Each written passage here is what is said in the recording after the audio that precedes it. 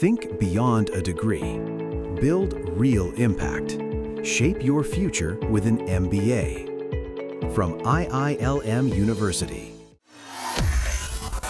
Hello दोस्तों, सोचिए एक देश जहां हर सुबह लोग उठते हैं इस डर के साथ कि आज कहां मिसाइल गिरेगा, कहां प्रदर्शन और आगजनी होगी, किसकी मौत होगी, आज सड़क पर सुरक्षित लौट पाएंगे या नहीं। जी हाँ, हम बात कर रहे हैं ईरान की। आज पूरी दुनिया की नज़र ईरान पर है।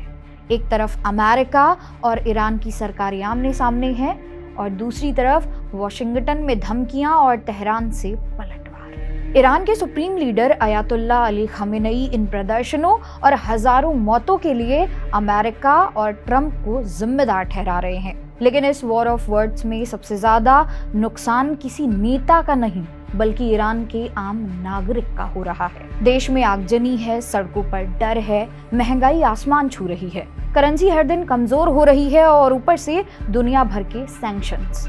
बड़े नेता बयान दे रहे हैं, सरकारें ताकत दिखा रही हैं, लेकिन ईरान का आम आदमी हर दिन सिर्फ जिंदा रहने की जंग लड़ रहा है। दरअसल ईरान की अर्थव्यवस्था कई सालों से लगातार गिरती जा रही है। कड़े विदेशी प्रतिबंध, कमजोर होती करेंसी रियाल, सरकार का बढ़ता खर्च, बैंकों की दिक्कतें और सत्ता के अंदर खींचतान, इसका सीधा असर जनता पर पड़ा। कमाई की ताकत घट गई है, निवेश रुक गया है और विकास सिर्फ फाइलों तक सीमित रह गया है। अब सवाल ये है कि क्या सच में ईरान में महंगाई आसमान छू रही है? तो जवाब है हाँ। रिपोर्ट्स बताती हैं ईरान में महंगाई 40% से ऊपर है। रियाल अपनी सबसे कमजोर हालत में है, मतलब जो चीजें बाहर से आती हैं, खाना, दवाइयाँ, कच्चा माल, सब महंगे हो जाते हैं। जब मुद्रा गिरती है तब बाजार में हर चीज की कीमत बढ़ती है, इसलिए आम आदमी की थाली दिन ब दिन हल्की होती जा रही है। अब समझते हैं कि विकास क्यों रुक गया है।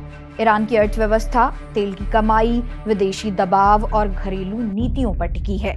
आने वाले सालों में इसके और सिकुड़ने का खतरा है और जब अर्थव्यवस्था सिकुड़ती है तो नौकरियां कम होती हैं, लोगों की असली कमाई घटती है, सरकार के पास गरीबों के लिए पैसा कम पड़ता है, नई फैक्ट्रियां और तकनीक आने में देरी होती है। इन सब के बीच दिन ब दिन युद्ध का खतरा गहराता जा रहा है। ईरान का विकास रुकने का सबसे बड़ा कारण बाहरी है, विदेशी प्रतिबंध। अमेरिका और यूरोप के प्रतिबंधों ने ईरान की तेल की कमाई पर चोट की, डॉलर और बैंकिंग सिस्टम से उसे काट दिया, विदेशी कंपनियों का रास्ता रोक दिया। 2018 में ट्रंप ईरान के परमाणु समझौते से बाहर हो गए। इसके बाद ईरान पर और सख्त आर्थिक दबाव डाला गया, तेल बेचना मुश्किल हुआ, पैसा आना रुका और रियाल और कमजोर हो गया। यानी ट्रंप के फैसलों ने ईरान की मुश्किलों को तेज कर दिया। लेकिन पूरी कहानी यहीं खत्म नहीं होती। ईरान के अंदर भी कुछ ऐसी संरचनाएं हैं जो हालात को और बिगाड़ देती हैं। पावरफुल डिफेंस इंस्टीट्यूट्स कई बड़े बिजनेस पर हावी हैं। इससे ओपन कंपटीशन कम होता है और प्राइवेट कंपनियां पीछे हट जाती हैं। कुछ इंस्टीट्यूट बहुत बड़ी संपत्ति संभालते हैं, लेकिन उन पर सवाल पूछना आसान नहीं।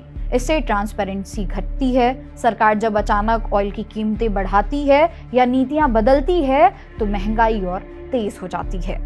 अब बड़ा सवाल ये है कि हु इज रिस्पॉन्सिबल, ट्रंप या खमेनेई?